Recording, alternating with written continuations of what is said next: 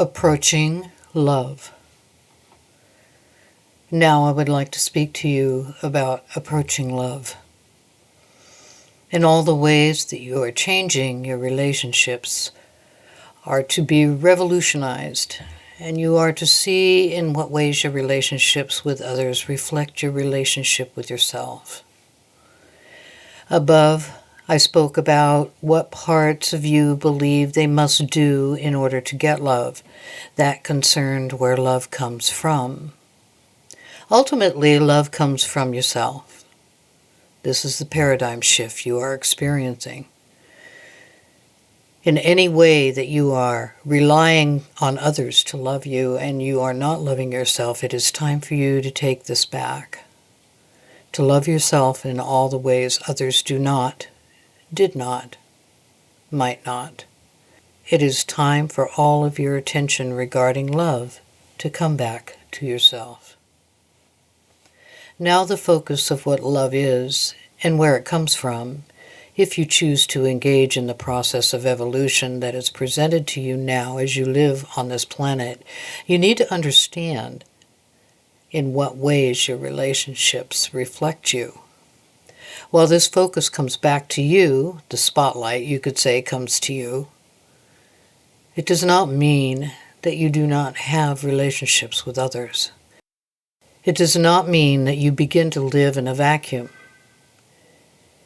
It is that you choose to take the reflections of your relationships as telling of where you are in your evolution, that you choose to observe realistically all that is happening in each of your relationships, and you choose this realism no matter what stage of relationship you are in. Currently, you love the part about love, loving that takes you out of yourself, in which you are lost temporarily in the dynamic you share or create with another. At this stage in your evolution, it is time for you to never be lost, to always know exactly where you are and what is happening and why. Your relationships exist to teach you what it is that you have signed up to learn. If you choose not to be conscious of what is happening in your relationships and why, you will continue to experience roller coasters, what the channel Seth calls drama. In many ways, nothing will change if you choose not to become conscious.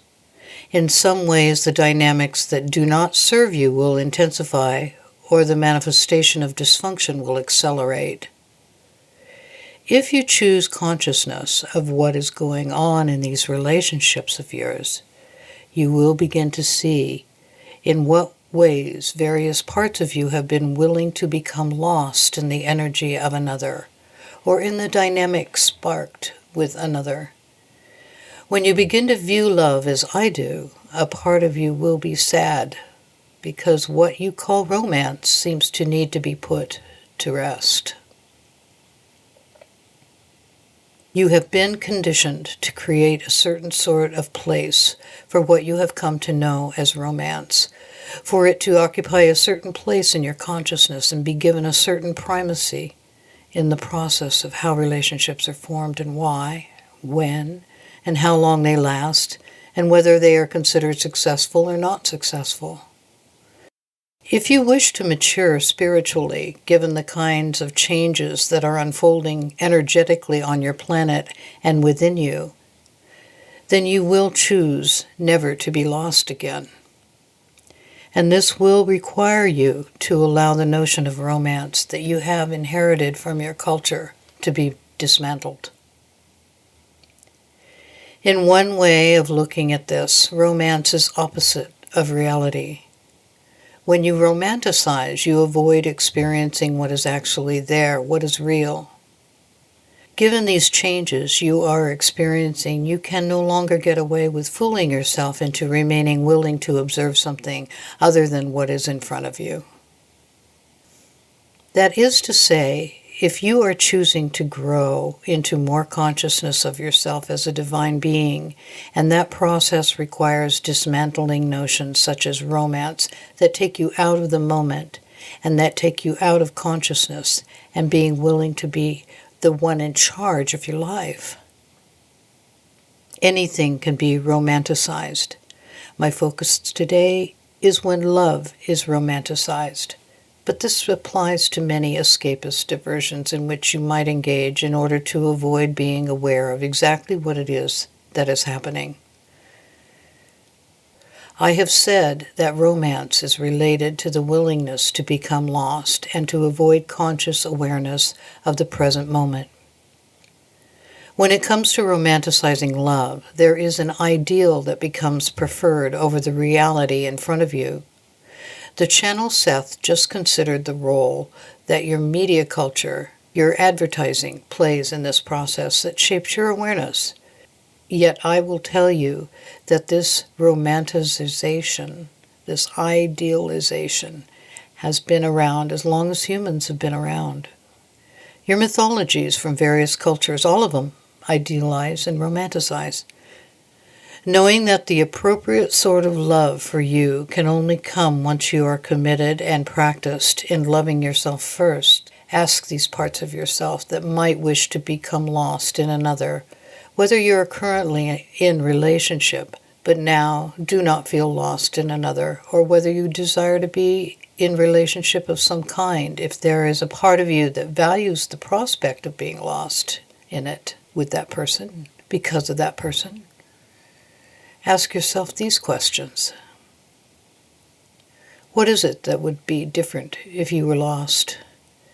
If you could lose yourself in romance, what would be different about you if you could live in that state or once again live in that state? If you had access to that way of experiencing yourself, how would you be different? What I will say next is an offering of a reality check so that you might support the parts of you that desire a way of being that doesn't serve you, to offer these parts support so they may come into alignment with the rest of you, the part of you that is capable of spiritual maturity, creating it and living through it. Once you answer those questions, consider with detachment, with realism, yet without judgment, without criticism of a negative kind. Consider if those ways of being would really be good for you. Would they serve you? If the answer is no, then you have just identified a part of yourself that would rather be lost than be present, that would rather be unconscious than conscious. If the answer is yes, then you have just identified qualities in yourself that you are ready to own, to embody, and inhabit without waiting for another to do this for you. As you begin to dismantle romance, you become ready to learn that the idea that everything is about and comes down to love is actually true. It is just that you have learned a way of viewing this and understanding it in a way that creates imbalance and powerlessness. If you choose to wait for another to bring love out of you, then you will be waiting for another to bring love out of you. If you wait to find another to spark your love, then you will simply be waiting. It is an illusion that other people are necessary for this process for you to come alive as love. You have lived as long as you have on earth, in all of your lives spread out on the earth timeline in and through duality. Others seem necessary. It is natural to assume this after so long of living through this lens. You are learning now about what we would call unity consciousness, which Seth has explained elsewhere, is not about having everybody joining around in a circle holding hands and hoping for the best. That's a Piscean Age view of what unity is. The new paradigm for unity is for humans as individuals to understand that they themselves are the divine. Not even just divine, but the divine. This work Seth engages in is centered on bringing through this truth that humans are already powerful, divine creators relative to love, and waiting for someone else to wake yourself up to yourself as love. This is another way of saying, waiting for someone else to show you your divinity. You are ready as a collective to begin being divine and not waiting for someone else to either be divine for you or to draw you out in order that you may express yourself as divine, which is to say, loving. You are ready to do this for yourself. When you do, your motivation is to be because you want to seed love here and now.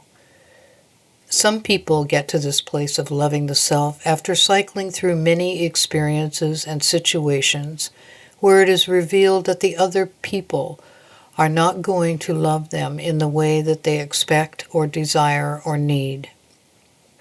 This is fine, but beginning now, you no longer need to cycle through those kinds of experiences in order to have it revealed to you that you are the source of love. You can simply choose to begin becoming that.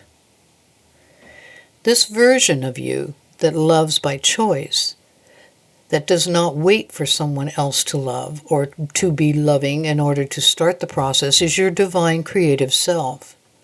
This version of you is your power.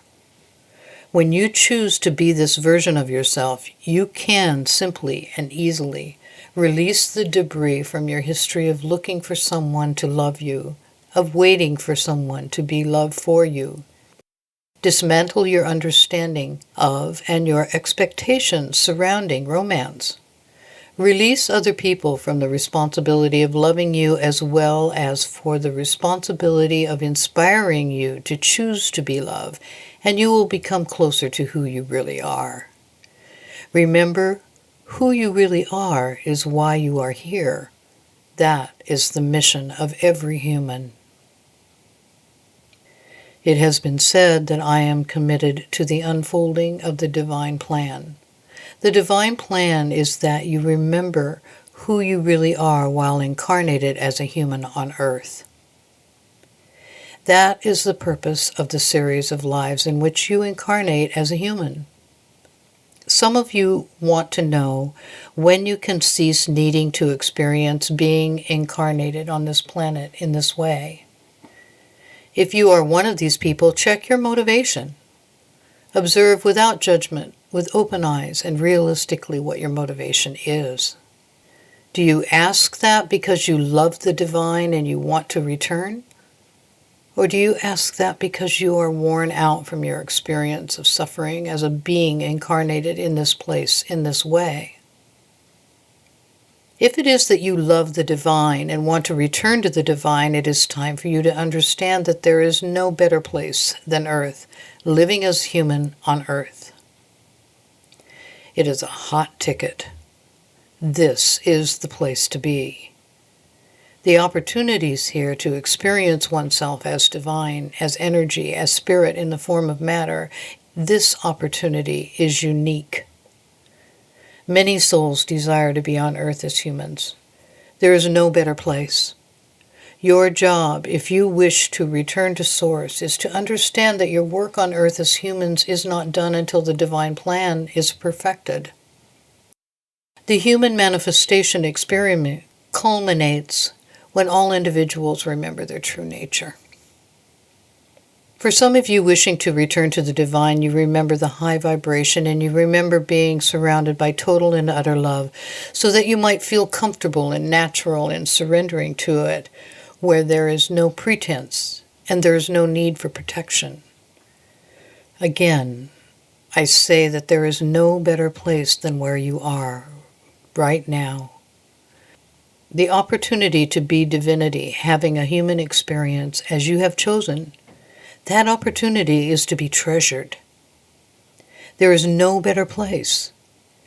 Your evolution requires embodying the divine, which is to say, love, while incarnated on this planet. That is the mission, and there is no better place. Everything that you want about the conditions of being surrounded by love and being love in order to you might feel comfortable surrendering to it, that is what you need to bring here today, now, into form. That is what you need to manifest and seed here and now. You cannot have that again by not being here. You chose to have it by being here and choosing to create it. For this other group, those who want to return to Source do not want to be here because they are weary from suffering. There is much to say to you. You did not come here to suffer, yet you came here to have certain sorts of experiences, some of which lead you to suffer. Your process in coming to your power as the divine is to leave behind any and all meaning that you have attached to your suffering. Suffering and pain are simply parts of the experience of being human. The problem that has arisen from being human is that you perceive something is wrong about it because you have chosen to interpret your suffering as meaningful. Again, love is the answer to everything. As you have suffered and you have looked around to others to help alleviate your suffering, and they have not responded, or they have contributed to scenarios and experiences which have led you to deeper suffering, this is not meaningful about you or them. They are, whether they contribute to deepening suffering or whether they do not support you in coming out of it, they do not help you or heal you, fulfilling agreements with you, so that you might learn that you are the only source of love. That if you want to experience love, you must create it by being it. Bring it to the world because you are embodying it.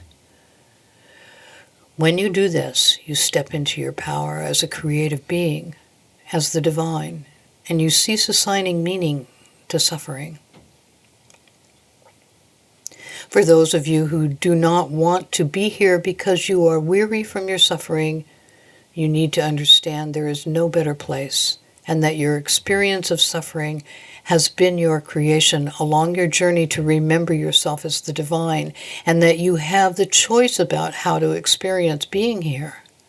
You can suffer, and you cannot suffer, and it is your choice. I wish to elaborate for you what I mean when I say that there is no better place. It is not intended to make you more weary or to find your present circumstance a punishment or a sentence for having done something wrong. Many of your religions have ingrained in you the expectation that there is a heaven waiting to reward you for being the right sort of person, for behaving the right sorts of ways. I wish to say that the unique opportunities that you have taken advantage of by being where you are, incarnated as a human on earth, are precious. And they are the landscape on which divinity is remembering who it really is. This is a wonderful playground for the divine to learn.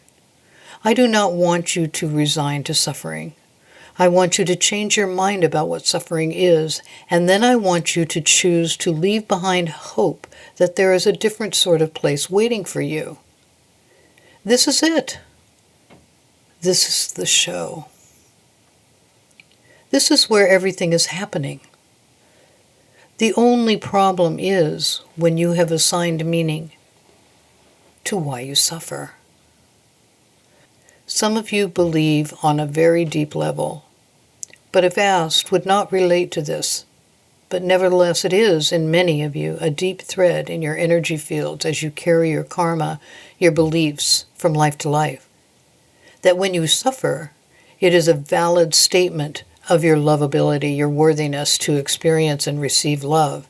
As I stated earlier, thus far in this manifestation experiment, humans have been learning about strength and power and love and everything else through the lens of duality, and that now it is time for you to understand that you are creating this, that you are the power, you are the creator, and you are the divine.